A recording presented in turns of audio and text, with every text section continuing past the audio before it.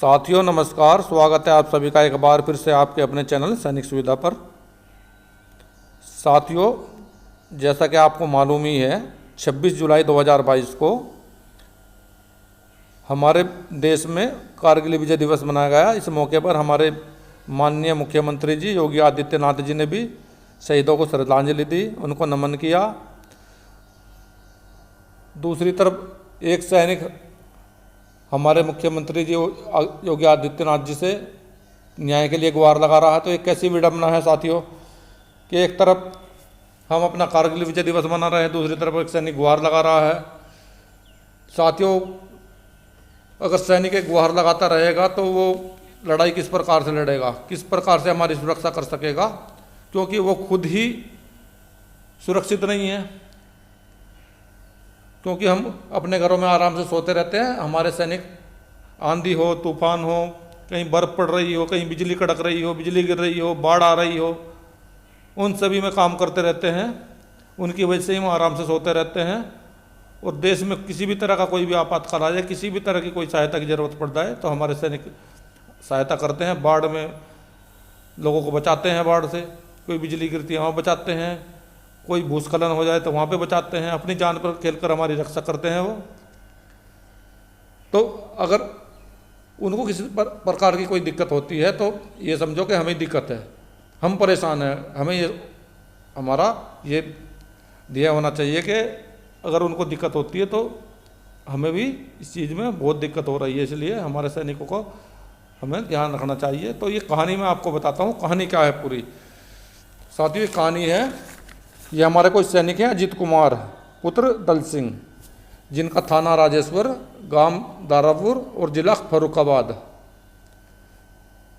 तो इन्होंने साथियों कोई ग्राम वदनपुर में कोई ज़मीन का बैनामा कराया था, जिसका इनको कब्जा मिल गया था और इसने गेहूं की फसल इन पर बो दी थी।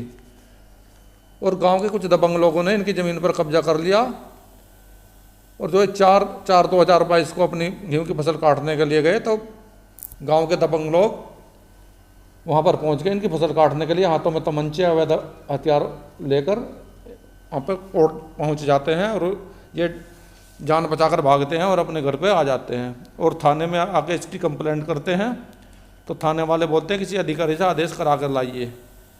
अब ये बेचारे क्या कर सकते हैं उसमें, अभी आदेश कराएं, अपनी छुट्टी पर रहें या अपनी सेना में ड्यूटी करें या क्या करें। अब ये विवश हैं, इन्होंने विवश होकर हमारे कारगिल विजय दिवस के मौके पे हमारे ट्विटर हैंडल पर हमारे योगी आदित्यनाथ जी को इन्होंने अपनी विपदा के बारे में बताया। और साथियों, अभी मुझे पूरी उम्मीद है हमारे योगी आदित्यनाथ जी इसके बारे में पूरी इनकी सहायता करेंगे, क्योंकि उनके सरकार में किसी के साथ में अन्याय नहीं हो सकता, वो सबके साथ में न्याय करेंगे। वो ऐसे नेता हैं, किसी के साथ अन्याय नहीं होने दे सकते। तो ये इनका मैं पूरा मैटर आपको दिखाता हूँ, जो लेटर उन्होंने इनको लिखा है, जो अपनी इन्होंने इनसे गुहार लगाई है, वो चिट्ठी मैं आपको दिखाता हूँ। साथियों, क्या है चिट्ठी। तो साथियों देखिए, ये है वो लेटर जो अजीत कुमार ने जिलाधिकारी को लिखा जनपद फर्रुखाबाद में, और बाद में से हमारे मुख्यमंत्री योगी आदित्यनाथ जी को ट्विटर पर पोस्ट कर दिया। तो इसमें इन्होंने अपनी पूरी विपदा के बारे में लिखा है, कैसे इन्होंने ज़मीन का बैनामा कराया था। 6/9/2021 को बैनामा कराया था इन्होंने, और विट्टो देवी से इन्होंने इसको लिया था, कृषि भूमि पर कब्जा भी कर लिया था, लेकिन अपनी गेहूं की फसल बो दी और उसके बाद में गांव के दबंग लोगों ने इस पर कब्जा कर लिया और उनकी जो फसल थी उसको ज़बरदस्ती काट लिया। तो अगर साथियों देश के सैनिक के साथ में ऐसा होता रहेगा तो उसका क्या होगा। या तो वो अपनी ड्यूटी छोड़कर आएगा, नौकरी छोड़ देगा, नौकरी छोड़ के अपने घर को संभालेगा। अब उसके साथ में ऐसा होगा तो देश की सीमाओं को संभालेगा या अपने घर को संभालेगा। अब वो क्या करेगा इसके बारे में। तो नौकरी छोड़ने के लिए अगर विवश होता है तो इसके लिए हमारी भी कुछ जिम्मेवारी बनती है कि उसका साथ दिया जाए। इस वीडियो को देखें, ज़्यादा से ज़्यादा लोगों में शेयर करें और बताएं इनकी समस्या का समाधान किस प्रकार से हो सकता है, किस प्रकार से इनकी हम मदद कर सकते हैं साथियों। और मुझे अपनी सरकार पे पूरा भरोसा है, अपने मुख्यमंत्री जो आदित्यनाथ जी हैं उन पर पूरा भरोसा है। उनकी सरकार में किसी के साथ अन्याय नहीं हो सकता, ये हमारे सैनिक की मदद ज़रूर करेंगे।